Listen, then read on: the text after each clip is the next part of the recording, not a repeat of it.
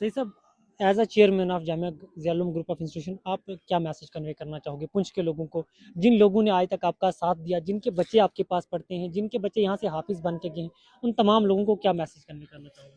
हम पुंछी अभी बहुत दूर हैं, हमें बहुत लंबा सफर करना है। हमारे यहाँ तामीर और तरक्की नहीं है, कनेक्टिविटी नहीं है, और बदकिस्मती से हमारी खूबसूरत धरती, खूबसूरत लोग जाने जाते हैं यहाँ की असबियत से।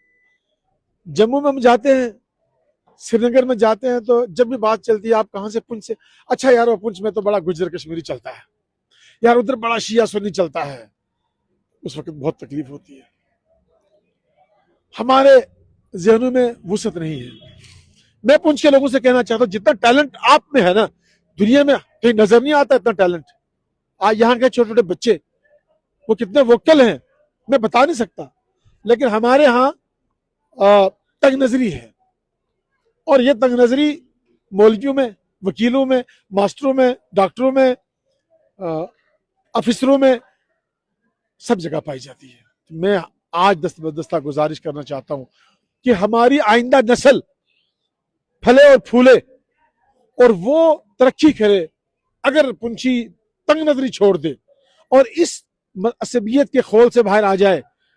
इतनी ज़हीन कौम है पुंछी, इतना टैलेंटेड कौम है पुंछी। कहीं भी आप आर्ट में, कल्चर में, आप स्पीच में, आप देखें हमारे प्रेस में, मीडिया में, सियासत में कोई हमसे आगे नहीं है, लेकिन हमारे लेग पुलिंग कल्चर जो है इसने हमें खत्म कर दिया।